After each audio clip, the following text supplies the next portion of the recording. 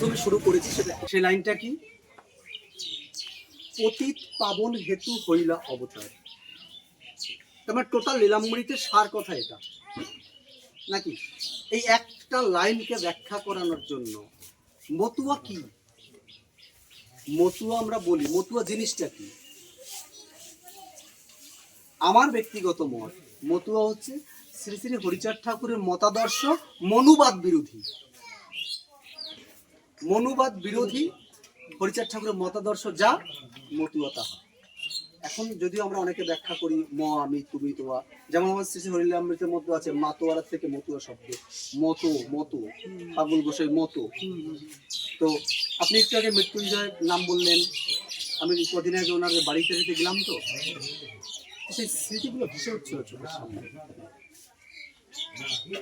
এমন অবস্থা সেই বাড়িতে, মৃত্যুঞ্জয় ঘোষের বাড়িতে এখন চারপাশে মুসলিমরা ঘেরাও করে, কেউ নেই। মন্দিরে দূরের থেকে, 2 মাইল দূরের থেকে একটা মানুষ পুজো দিতে আসে।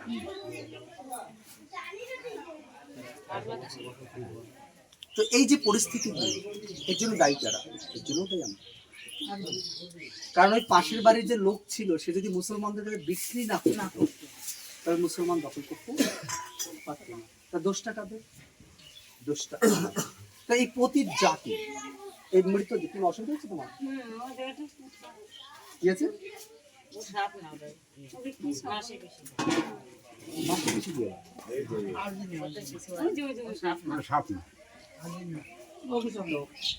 তুমি যেমন হরিকথা শুনতে এসছো, ও এসছে। তো এই মৃত জাতি, এই মৃত জাতিকে দেখবেন আপনারা বাংলাদেশ, এখানে কি পূর্ববাংলা বাড়ি ছিল তো? এই যে পূর্ববাংলা থেকে অনেকে বাড়ি ঘর সবকিছু ত্যাগ করে চলে এসেছে, ছেড়ে এসেছে, রেখে এসেছে। সে গোয়াল ভরা গরু, পুকুর ভরা মাছ, সবকিছু ছেড়ে চলে এসেছে, কিন্তু একটা জিনিস ছেড়ে আসেনি। সেটা কি? সেটা হচ্ছে আমার বাবা হরিচাঁদ গুরুচাঁদকে এরা কেউ ছেড়ে আসেনি। তাই যেখানে এরা এসেছে, সেখানে এসে হরিচাঁদ গুরুচাঁদের প্রেমের বাজার মিলাচ্ছে, হরিচাঁদ গুরুচাঁদের নাম বিতরণ করছে, হরি নামে মাতোয়ারা হচ্ছে, এক ভক্ত আরেক ভক্তকে আলিঙ্গন ধরে প্রেমের বন্যায় প্লাবিত হচ্ছে। সব ছেড়ে আসলেও হরিচাঁদ গুরুচাঁদকে তারা ছেড়ে আসেনি, তারা ঠিক বুকের মাঝে আবিষ্ট করে রেখেছে। কারণ এরকম সামাজিক দায়বদ্ধতা মাথায় রেখে মনে পড়ে যে আমার এই জাতিকে, আমাদের কখনো, আমি যদি একটু অন্যদিকে যাই আপনারা খারাপ ভাববেন না, বা আমি গেলে পর বাড়ির মালিককে দোষারোপ করবেন না। এই যে আমি যখন ঢুকছিলাম তখন বোধহয় এই কাকাবাবু, আমি তখন রাস্তায় মাইকে শুনছিলাম বিজয় সরকারের একটা কথা বলছিলেন, বিজয় সরকারের তবে শ্রীরাম ওরা কান্তি যাবো বলছিলেন, তো শুনছিলাম। কিন্তু এই গানটার পরে আর একটা গান হলো, সে গানটা জানা আছে কাকু? অনেক কথা গান আছে, দুটো গান। সে গানটা হচ্ছে রাম হরি নারায়ণ হরি কৃষ্ণ হরি কই, রাম হরি নারায়ণ হরি কৃষ্ণ হরি কই, নদিয়ার গৌর হরি আসল হরি কই। বিজয় সরকারের কথা, যে আসল হরি কোথায়? ওটা প্রথম লাইন হচ্ছে শ্রীরাম ওরা কান্দি যাবি নবজনের আনন্দ ভব।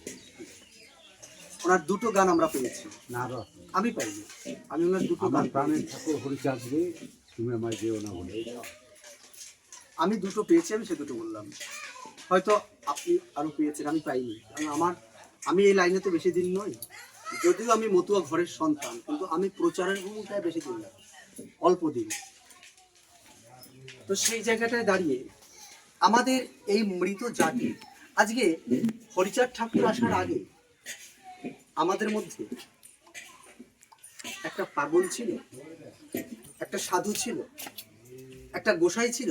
আরে শিক্ষা তো বাদ দেন, শিক্ষা তো ছিলই না, হরিনাম করার অধিকার ছিল না। প্রশ্ন করবেন তার বাবাও তো বৈরাগী ছিল, কিন্তু তার বাবা বৈরাগী ছিল নামের বৈরাগী, তার হাতের রান্নাও তারা কেউ খেত না। তাই যশবন্ত বৈরাগীর বাড়িতে যখন বৈষ্ণবরা আসতো, তখন তাদের রান্নাটা তারা নিজেরা করে খেত। যেহেতু সে শূদ্রের, অচ্যুত শূদ্রের সন্তান, তাই তার হাতে রান্নাটা পর্যন্ত খেত না বৈষ্ণবরা। এটা বাস্তব সত্য কথা।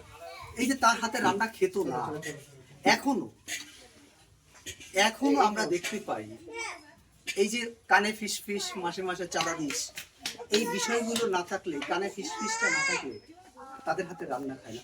আমাকে বলতে পারেন যে এর সঙ্গে রান্নার কি সম্পর্ক আছে? দেহ শুদ্ধ, মন্ত্রে যদি দেহ শুদ্ধ হয় তবে তার রোগ আসবে কোথেকে?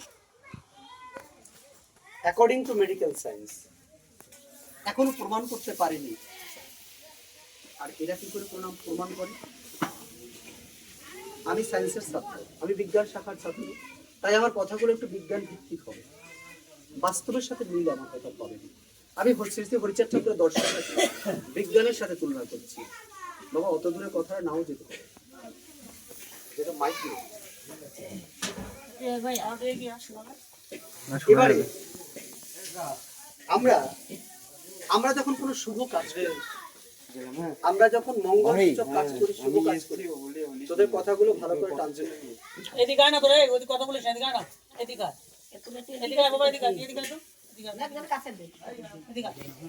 কাছে এইভাবে কোনটা সেট করে দেবো এখানে জায়গায় কেটে দিয়ে আবার